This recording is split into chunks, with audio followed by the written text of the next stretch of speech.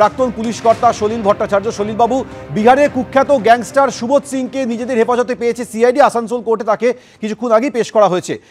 এখানে একজন কুখ্যাত গ্যাংস্টার যার বিরুদ্ধে বুড়ি বুড়ি অভিযোগ, খুনের ঘটনায় জড়িয়ে যাওয়ার অভিযোগ রয়েছে, ডাকাতির অভিযোগ রয়েছে, তোলাবাজির অভিযোগ রয়েছে, অপহরণের অভিযোগ রয়েছে, একের পর এক হুমকি ফোনের অভিযোগ রয়েছে। সেই গ্যাংস্টারকে সিআইডি নিজেদের হেফাজতে নিতে চলেছে, কিভাবে দেখছেন? দেখো, বেটার লেট দ্যান নেভার। এটা অনেক আগে করা উচিত ছিল। এই কারণে করা উচিত ছিল, তোমার রানাঘাটে সোনার দোকানের ডাকাতি থেকে ব্যারাকপুরে 390 সোনার দোকানের ডাকাতি, মালিকের সামনে তার ছেলের হত্যা, তারপরে তোমার ডোমজুরের ঘটনা, এই যে একটার পর একটা ঘটনা ঘটে যাচ্ছে।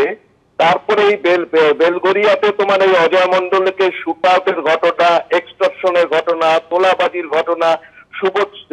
অজয় মন্ডল যখন থানাতে রয়েছে তখন সুবোধ সিং ফোন করছে তাকে।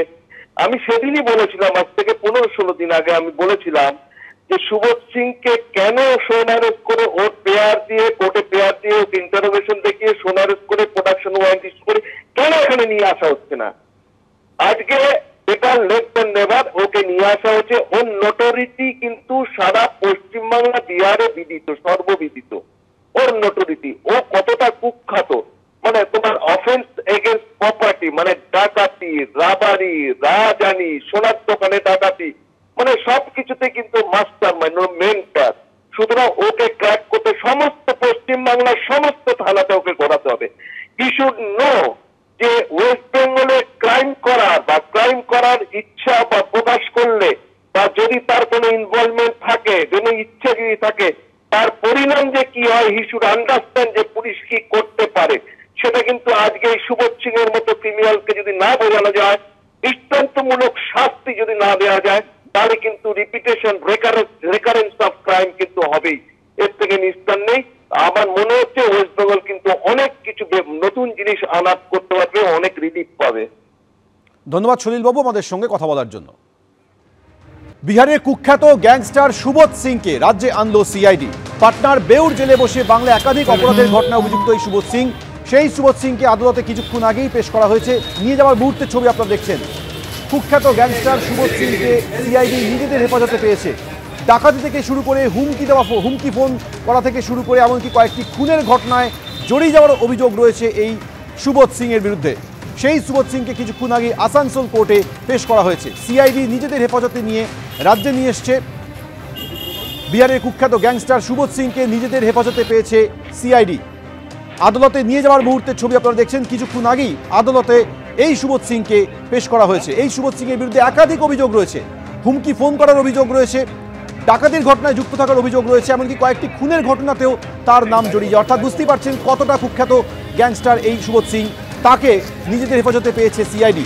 আমাদের সঙ্গে রয়েছে আমাদের দুই প্রতিনিধি কৌশিক গাতাইত এবং পার্থপ্রতিম ঘোষ।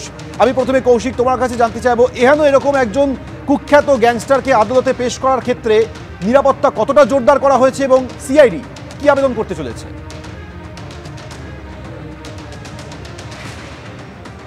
দেখো, প্রথমত নিরাপত্তার বিষয়টা বলে রাখি।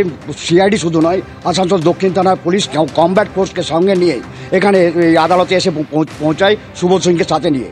সিআইডি টিমও রয়েছে এবং এখানে সিআইডি ইতিমধ্যেই প্রদীপ দেখাচ্ছে এই আদালত দিয়ে ঢুকিয়ে দেওয়া হয়েছে একে, সুবোধ সিংকে বেউর জেল থেকে তাকে আনা হয়েছে এবং সেখানে আদালতে আজকে যেটা সিআইডি জানাবে, সেটা আদালতে যেটা আবেদন করবে যে তারা হেফাজতে নিতে চায়। তার কারণ হচ্ছে 2022 সালে যে রানীগঞ্জের স্বর্ণ ব্যবসায়ী সুন্দর ভালোটিয়া, তাকে গুলি চালিয়ে অপহরণ করার যে চেষ্টা চালিয়েছিল যে গ্যাংটি, তার মাস্টার মাইন্ড হচ্ছে সুবোধ সিং। এবং সেই সুবোধ সিং এর সঙ্গে কিছু লিঙ্ক পাওয়া গেছে এই সেনকো গোল্ডের যে ডাকাতির ঘটনা ঘটে সেইটারও। পুলিশ সিআইডি চাইছে যে যেভাবেই হোক তার হেফাজতে নিয়ে আসানসোলের বুকে এবং পশ্চিমবঙ্গের বুকে যে সমস্ত বড় ঘটনা ঘটেছে, সুবোধ সিংয়ের একটা তার নাম এবং তার ছায়া দেখতে পেয়েছে সিআইডি এবং সেই তদন্তই তারা চালিয়ে যেতে চায় এবং সেই কারণেই তাকে আজকে আদালতে পেশ করে তারা হেফাজতে নিতে চাইবে। সৌমেন, কৌশিক, তুমি আমাদের সঙ্গে থাকো।